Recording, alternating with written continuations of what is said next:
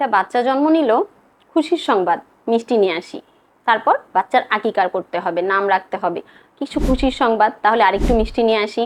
ও বাচ্চার হচ্ছে আজকে মুসলমানি বা সার্কামসিশন দিতে হবে, তাহলে মিষ্টি। এরকম করে প্রত্যেকটা স্টেপে বাচ্চা স্কুলে ভর্তি হলো, মিষ্টি, চিনি, সুগার, সব কিছুতেই শুধু চিনি আর চিনি।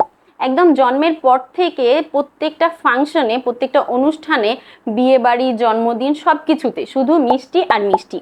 কিন্তু আমাদের শরীরে এই মিষ্টির কি কোনো প্রয়োজন আছে? নেই। তাহলে কেন এই চিনি আমরা এরকম গল গল করে খাচ্ছি? শুধু লাগাতার সব চিনির জিনিস নিয়েই আমরা লেগে আছি। কোনো কিছু সুসংবাদ, মিষ্টি খেতে হবে। কেন খেজুর খাওয়া যায় না? আচ্ছা, আপনাদের চিনি জাতীয় জিনিসটা পছন্দ হতেই পারে, কিন্তু কখনো ভেবে দেখেছেন এই চিনিটা আমাদের শরীরের জন্য কতটা ক্ষতিকর? ডায়াবেটিস মেলাইটাস, এটা একটা মেটাবলিক ডিসঅর্ডার, এটা একটা মরণ ব্যাধির মতো।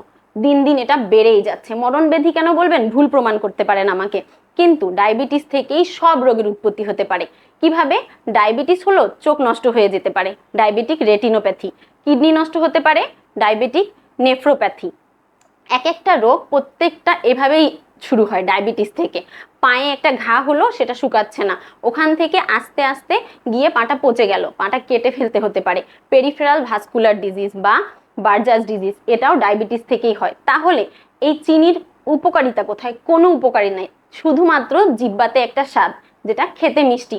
তাহলে সুন্দর সুন্দর কথা বলে, মিষ্টি মিষ্টি কথা বলেন না কেন? সবসময় মুখ দিয়ে তিতা তিতা কথা বলেন, জাজমেন্টাল হন, আর এদিকে শুধু মিষ্টি খেতে চান। ব্যাপারটা তো একটু জমলো না।